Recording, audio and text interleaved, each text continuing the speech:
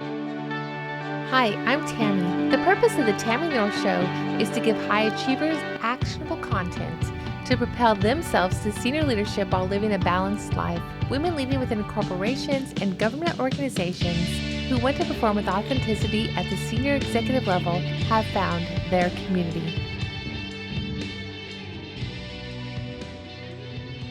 Do not underestimate the power of today's topic. It might seem simple, but if you go through the steps in this episode, you'll definitely feel a sense of relief and accomplishment when you look in your closet. But more importantly than that, you'll realize some surprising benefits that will powerfully set you up to succeed in your career, including a few that you probably haven't considered. You know that I believe you are one whole person. You're a person who wants to live a great life, and you also want to make an impact in your career, a career that you love. Today's podcast is going to serve the complete you. Besides refreshing your life vision and updating your annual goals, one thing you can choose to love about a new year is how it feels so fresh and new. It seems like so much is possible. It's like you have a new blank slate ready to create whatever it is you've been dreaming of. This episode is just an example of one small step toward your goals, but it's one that can have really big benefits in the long run. The simple act of cleaning out your closet in the way that I'm going to teach you will have many benefits to your career, such as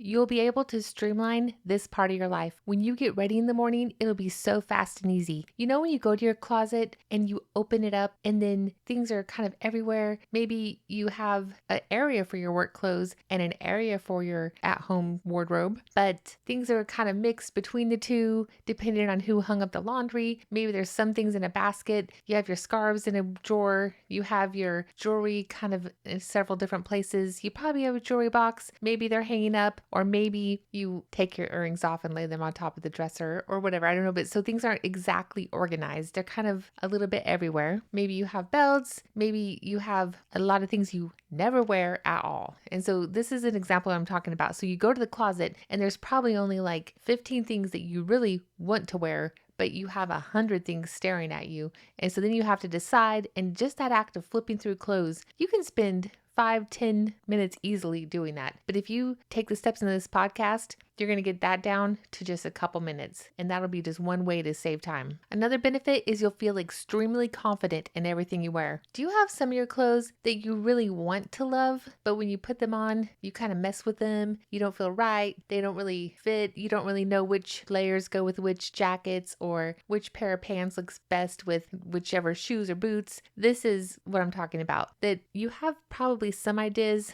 of the perfect outfit, but you're actually missing a few pieces, and it would be better if you just had this one different undershirt. It would make a humongous difference in the way you felt in this overall outfit. That's what I'm talking about. If you go through the steps in this episode, you will feel confident in everything you're wearing. And then what happens when you feel confident is you portray confidence to others without even thinking about it. You know, this is what I'm trying to do by streamlining, improving your confidence with no effort at all. You're going to start coming off as much more confident to other people.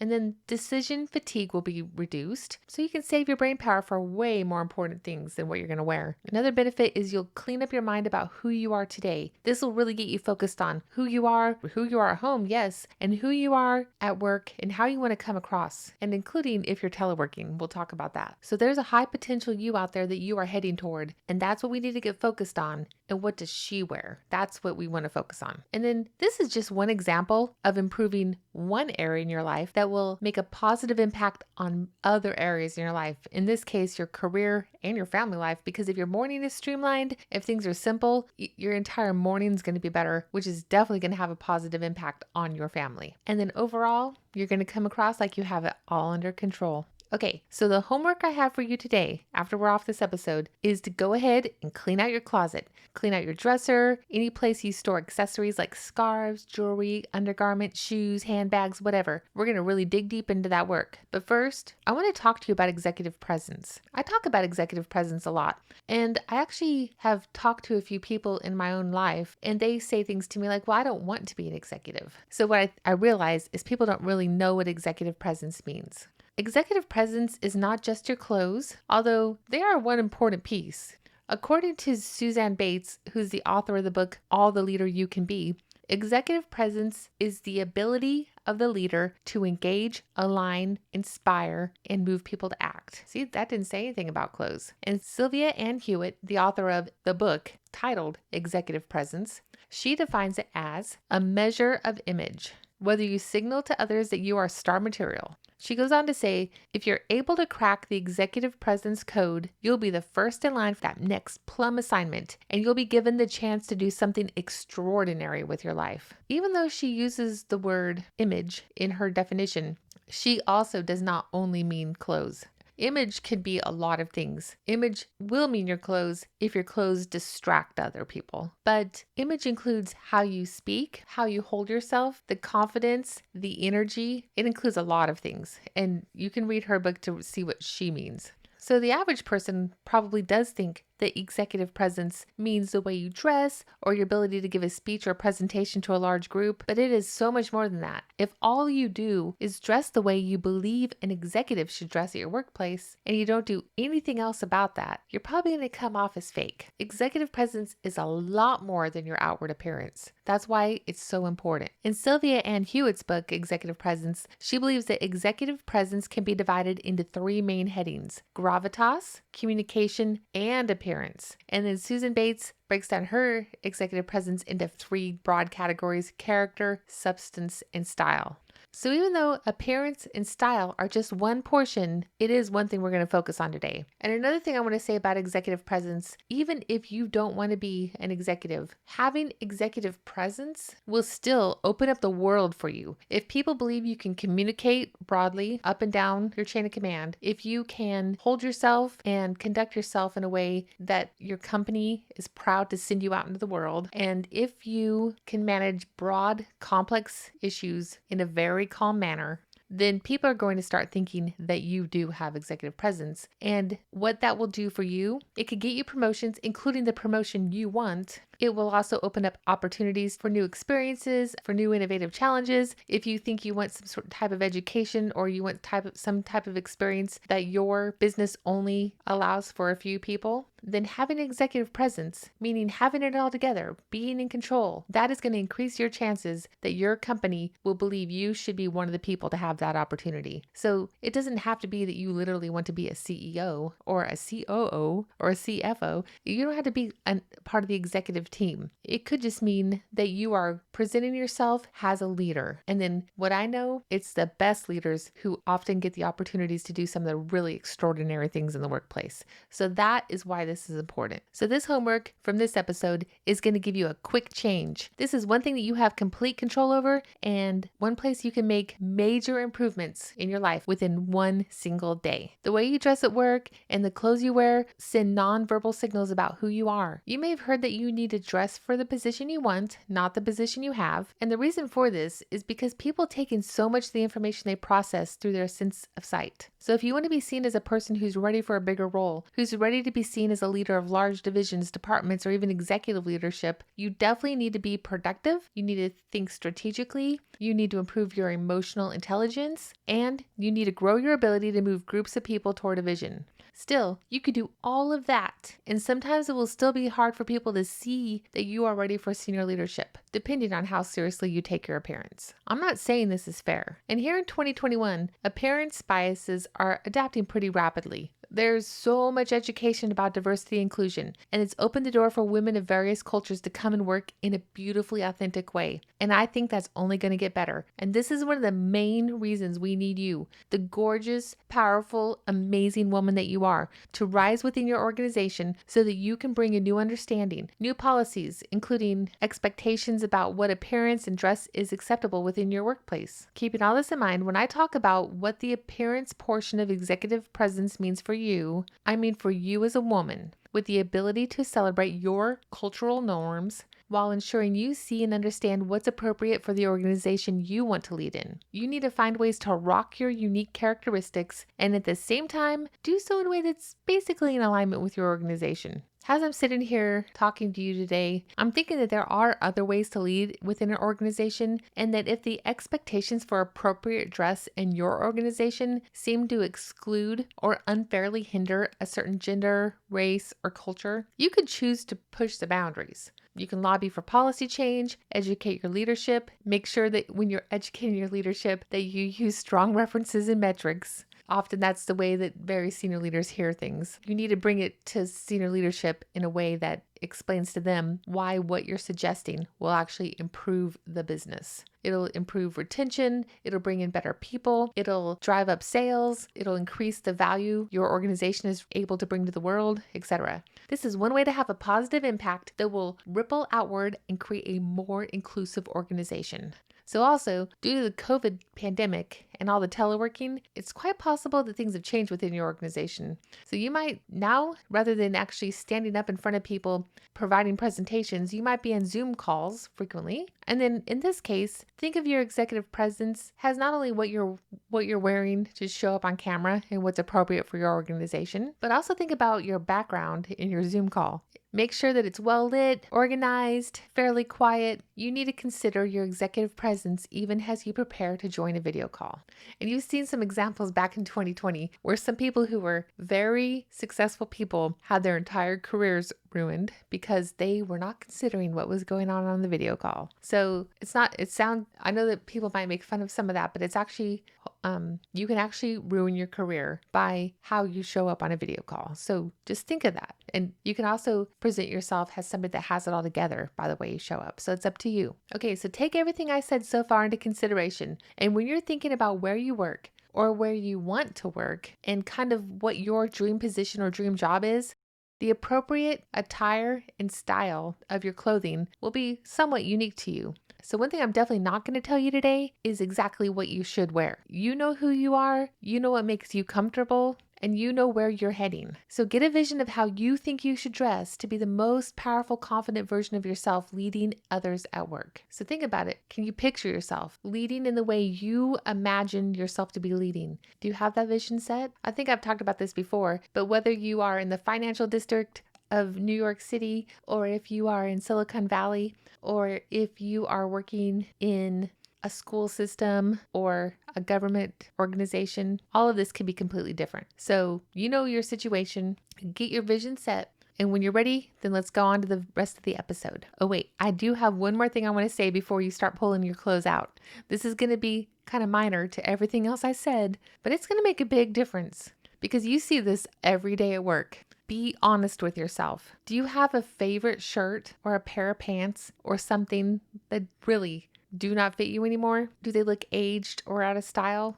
I know it's really hard to give up that favorite piece, but especially if you wear something a lot, it's going to eventually wear out and look aged. Even if you send it to the dry cleaners, know when it's time to let that piece of clothing go and just let it go. You'll feel so much better. Did you happen to gain the COVID-19? Happened to a lot of people. So keep in mind that you're going to look so much better if you wear clothes that fit you well. If you gained a bunch of weight and you try to wear the old clothes, you're going to feel horrible. You're going to look messy. You're not going to rock your best self. This goes for military uniforms too. When you gain too much weight and your uniforms are busting at the seams, it's time to get new uniforms. You will look so much better. If you're really serious about losing weight, like really serious about it, then you can hold on to those pieces for a little while. But if you're like, well, I might lose weight eventually, just let them go. Let them go. Be who you are today. Love who you are. Rock it and go out into the world. Just make sure you have clothing that actually fits you and then go out into the world and be who you are. Okay, so let's get to the steps of what we're going to do today. First thing, take all the clothes out of your closet. Yes, take everything out. I promise you, today's episode will not have the same effect if you try to clean it out piece by piece. If you have a huge closet or you have items stored across multiple closets, you might have to take a couple days to do this challenge, but take it all out wherever it is. Okay, so the second step is make sure you have large bags or bins handy to capture all the things that you're going to donate to Goodwill. If they're in really bad condition, they probably need to just be discarded completely. Put them in the trash. Okay, number 3, commit to yourself that you're going to get rid of anything that is one of these following things. If it doesn't fit you anymore, it's either too big or too small. As we mentioned, don't say, I'm going to lose the weight, or what if I gain the weight back? No, just let it go. Be who you are. Be ready for who you'll be. No more holding on to past things that are weighing you down. Just be the you who's ready to take on the world right now, today. Get rid of anything that you have to fidget with when you're wearing it. Shirts that slip off your shoulder, V-necks that you always adjust, skirts that are just a little bit too short and you're always pulling on the back of them to make sure they're down. If you have anything like that you're constantly having to adjust, you will not be comfortable. You'll be self-conscious and you will not look confident and in control. Let them go. Also, get rid of anything that, considering where you work and the amount of gravitas you've earned, if there's anything that's reducing your credibility that you wear, let it go. Be honest with yourself. Maybe it's just a simple thing of moving them from the work wardrobe to the free time wardrobe. Maybe there's just a certain, amount of things that these things I'm no longer going to wear to work. And you make that decision today and you move them to a different part of your closet. You can have flair and you can show your personality. In fact, that is a must. Just make sure you do it in a way that's authentically you, but doesn't distract others, so that the real you has a chance to shine through. Another way to decide what to get rid of is, I like to go all Marie Kondo on my things. Seriously, try this. She says, hold an item in your hands and feel it. If it sparks joy, keep it. If it doesn't, let it go. It's that simple. But honestly, you're probably holding on to a lot of things that just need to go, things you don't even like. So I don't know, pick up your shoes and stare at them and think, do I love this? Does this make me happy? And if you look at it and honestly, the answer is no, you need to get rid of it. It's time. Let it go give somebody else joy. Keep in mind as you clean that you should dress for the position you want, not the position you have. And this has always served me well. If the leadership in your organization don't see you in a more senior role, you might have a hard time moving ahead. So this includes casual Fridays. So just because you can wear jeans on a Friday doesn't mean they should be the jeans you wear in your backyard to mow the lawn on Saturday. Dress your jeans up with a cute jacket, accessories, a nice pair of shoes. Always present a neat and put together appearance and own casual Fridays like the rock star you are. And then go through all those steps for cleaning out, for getting rid of things. Go through your dresser, other closets you have, the jewelry boxes, whatever. And then, as I mentioned earlier, consider simplifying your wardrobe into practically a uniform so that you only have a few decisions to make in the morning. As I mentioned, Steve Jobs is an extreme version of this because he didn't want to waste any of his decision time on thinking about what he would wear. But you can do the same thing. One idea is to have multiple similar colors of pants and layering shirts. For example, all black, all brown, all dark blue, tan, white, whatever works for you. And then have different colors of jackets, scarves, and jewelry to make the look new and fresh every day. This will drastically speed up getting ready in the morning, and it's going to make packing for a business trip so easy. Okay, so that was taking things out of the closet and getting rid of things. So the fourth step is to put your treasured pieces, the things you love, the things you want to wear, back into your closets, dressers, or whatever. So when you're putting things back in, I want you to consider your morning routine and the workflow of how you get dressed. Consider everything from your undergarments to the last piece of jewelry you're going to put on before you walk out the door. And include thinking about the handbag you're going to carry. Place everything back into your dressers and closets to make sure that you have what you need to get ready for work in one place and that you don't have to run between rooms to get out the door. Okay, the fifth step is notice now if you have any gaps. This fourth step of how you put things back in your closet is one of the things about really streamlining your day. This is the part that's really going to calm your mornings down, and this is the part that's going to make your family happy. I've talked before about creating a morning routine, and I think you should always improve upon it. But one of the parts of your morning routine is, of course, getting dressed. So think about the most streamlined way for you to get dressed and the most streamlined way that will work for you, that will speed up selecting what you will wear and then literally getting it on your body. So think about the whole entire flow of that, and you can always improve upon it and rearrange or continue to iterate upon this. But it's kind of fun. I'm a big process improvement person, and continuing to streamline your morning in all the ways possible will improve your overall day in life. It'll save so much time, and it'll increase the chances of you being on time places. It'll help you adhere to a schedule. It'll make you seem like you're in control, all of these things. And so really think about it and put a lot of thought into how you put things away.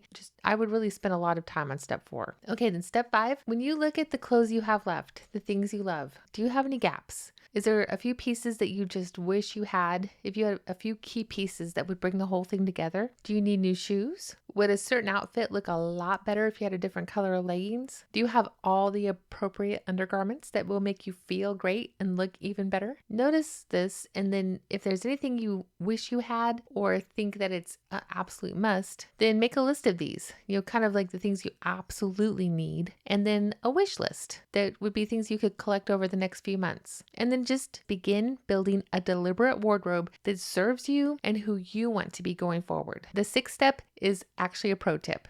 This is one thing I do. In my daily planner, I track what I need to wear on a certain day. And if I know I'm going to be front and center in a key meeting, or if I have a meeting with a briefing or a very senior person, I will ensure that I am dressed very professionally. If I know that my entire calendar is 100% deep work and I'm probably not even going to see anybody, I'll probably slightly dress down. I literally make a note of this in my planner so that my mind keys in on how I need to dress when I do my calendar reviews. So even on days when I am dressed down, I have a couple garments handy and I could pull a Mr. Rogers if I had to. If I needed to go, for instance, from my cardigan to my blazer, I could quickly switch it out. No worries. It's just food for thought and a way to keep yourself, of course, looking your best. But also there's some days you don't want to be all buttoned up and you have really deep work to do, and you would probably do a better job if you were a little bit more comfortable. So just think about the flow of your week. I think in a different episode, I'll talk about planning your week out in a way that really works for your success. And there's ways to kind of organize your perfect week in order to make it so that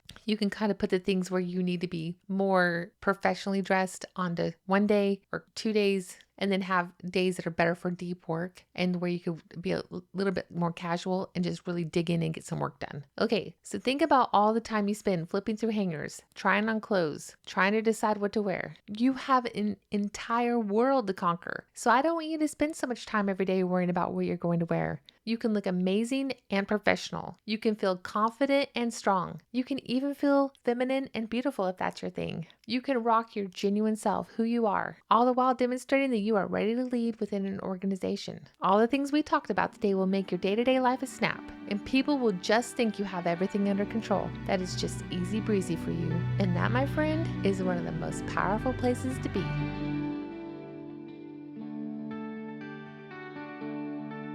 You can connect with us on Facebook at Genuine Driven Women, or to learn more about what we offer, check out genuinedrivenwomen.com.